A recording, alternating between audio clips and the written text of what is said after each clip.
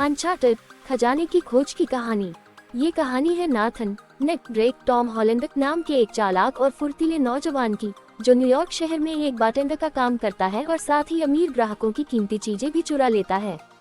Net के दिल में इतिहास और खजानों की दुनिया बसती है, जिसकी वजह उसका बड़ा भाई सैम ड्रेक है। कहानी की शुरुआत, बिछड़ा हुआ भाई। फिल्म की शुरुआत में हम नेट और उसके बड़े भाई सैम को एक अनाथालय में देखते हैं। दोनों भाई मैगेलन अभियान मैगेलन एक्सपेडिशन से जुड़े एक नक्शे को चुराने की कोशिश करते हुए पकड़े जाते हैं। नतीजतन सैम को अनाथालय से निकाल दिया जाता है। जाने से पहले सैम नेट से वादा करता है कि वो एक दिन जरूर वापस आएगा और उसे अपने पूर्वज सर फ्रांसिस ड्रेक की एक अंगूठी देकर जाता है, जिस पर एक खास संदेश खुदा होता है। सिक पावर्स मैग्ना, महानता की शुरुआत छोटे कदमों से होती है। सैम चला जाता है और नेट को सालों तक सिर्फ पोस्ट कार्ड भेजता रहता है, लेकिन फिर एक दिन वो पोस्ट कार्ड आने भी बंद हो जाते हैं। सुली का मिलना और मिशन की शुरुआत। 15 साल बाद नेट की मुलाकात विक्टर सुलिवन मार्क वाहलबर्ग से होती है। सुली एक अनुभवी खजाना शिकारी है जो सैम के साथ काम कर चुका है। सुली नेट को बताता है कि वो और सैम मैगेलन अभियान द्वारा छिपाए गए 500 साल पुराने सोने के एक विशाल खजाने को ढूंढ रहे थे, लेकिन सैम अचानक गायब हो गया। सुली को इस खजाने को खोजने के लिए 2 खास क्रॉस चाहिए, जो एक पहेली की तरह हैं। एक क्रॉस नीलामी ऑक्शन में है और दूसरा सुली के एक पुराने संपर्क के पास। सुली को नेट की मदद चाहिए क्योंकि नेट चालाक है और उसे इतिहास की अच्छी समझ है। नेट अपने भाई सैम का पता लगाने की उम्मीद में सुली के साथ काम करने के लिए तैयार हो जाता है। खतरनाक दुश्मन मोनकाडा और ब्रैडॉक। इस खजाने के पीछे सिर्फ नेट और सुली ही नहीं है। एक अमीर और निर्दयी स्पेनिश परिवार का वारिस सेंटियागो मोनकाडा एंटोनियो बंदेरास भी इस खजाने को चाहता है। उसका मानना है कि यह खजाना उसके परिवार का है।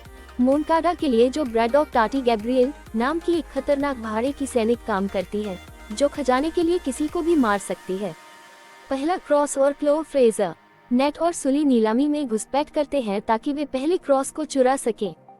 यही उनकी टक्कर मोनकाडा और ब्रैडॉक से होती है। वे किसी तरह क्रॉस चुराकर भागने में कामयाब हो जाते हैं। इसके बाद वे दूसरे क्रॉस के लिए बार्सिलोना जाते हैं, जहां उनकी मुलाकात सुली की पुरानी साथी क्लो फ्रेजर सोफिया अली से होती है। क्लो भी एक शातिर खजाना शिकारी है और उसके पास दूसरा क्रॉस होता है। तीनों मिलकर काम करने का फैसला करते हैं, हालांकि कोई किसी पर पूरा भरोसा नहीं करता। बार्सिलोना के नीचे का रहस्य। दोनों क्रॉस को मिलाकर वे बार्सिलोना के नीचे छिपे एक पुराने तहखाने का रास्ता खोजते हैं। पहेलियों को सुलझाते हुए वे एक गुप्त कमरे तक पहुंचते हैं, लेकिन यह एक जाल होता है और कमरा पानी से भरने लगता है। सुली बाहर से उनकी मदद करता है और वे मुश्किल से अपनी जान बचाकर निकलते हैं। इस अफरा तफरी के बीच क्लो उन्हें धोखा देती है। वह नेट को बेहोश कर देती है और दोनों क्रॉस लेकर भाग जाती है। उसे लगता है कि उसके पास खजाने का नक्शा है, असली सुराग और धोखा, लेकिन नेट क्लो से एक कदम आगे था। उसे पहले से ही शक था कि क्लो धोखा देगी। उसने क्लो को एक नकली नक्शा दिया था। असली सुराग तो सैम द्वारा भेजे गए उन पुराने पोस्टकार्ड्स में छिपे थे। नेट और सुली को पता चलता है कि खजाना फिलीपींस में छिपा है। इस बीच ब्रैडॉक मोनकाडा को धोखा देकर मार देती है और उसकी टीम की लीडर बन जाती है। वह भी क्लो का पीछा करते हुए फिलीपींस पहुंच जाती है। फिलीपींस खोए हुए जहाज। नेट और सुली फिलीपींस के एक दूर दराज द्वीप पर पहुंचते हैं और सुरागों का पीछा करते हुए एक छिपी हुई गुफा तक पहुंचते हैं। गुफा के अंदर उन्हें वह चीज मिलती है जिसकी वे कल्पना भी नहीं कर सकते थे। मैगेलन के 2 विशाल पुराने जहाज जो एक गुफा में फंसे हुए थे और सोने से लदे हुए थे। तभी ब्रैडॉक अपनी सेना के साथ वहां पहुंच जाती है। ब्रैडॉक के लोग 2 बड़े हेलीकॉप्टरों का इस्तेमाल करके दोनों जहाजों को हवा में उठा लेते हैं ताकि वे पूरा खजाना ले जा सकें। हवा में लड़ाई क्लाइमैक्स। इसके बाद फिल्म का सबसे रोमांचक सीन आता है। नेट और सुली हेलीकॉप्टरों से लटकते हुए जहाजों पर चढ़ जाते हैं। हवा में दोनों जहाजों के बीच खतरनाक लड़ाई होती है। नेट और सुली ब्रैडॉक के सैनिकों से लड़ते हैं। सुली एक हेलीकॉप्टर पर कब्जा कर लेता है। ब्रैडॉक और नेट के बीच आखिरी लड़ाई एक जहाज पर होती है। सुली खजाने से भरा एक बड़ा थैला ब्रैडॉक के ऊपर गिरा देता है, जिससे ब्रैडॉक जहाज से गिरकर समुद्र में समा जाती है और मर जाती है। लेकिन इस लड़ाई में दोनों जहाज तबाह होकर समुद्र में गिर जाते हैं और लगभग सारा खजाना समुद्र की गहराई में डूब जाता है। नेट और सुली के हाथ सिर्फ वही सोना लगता है जो उनकी जेबों में भरा होता है।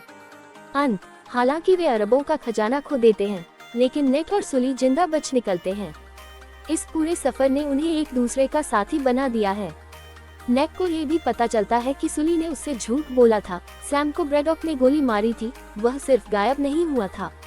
Post credit scene. फिल्म के अंत में दिखाया जाता है कि सैम ड्रेक अभी भी जिंदा है और किसी अनजान देश की जेल में कैद है। वह अपने भाई नेट को एक और पोस्ट कार्ड लिख रहा होता है, जो यह इशारा देता है कि उनकी कहानी अभी खत्म नहीं हुई है।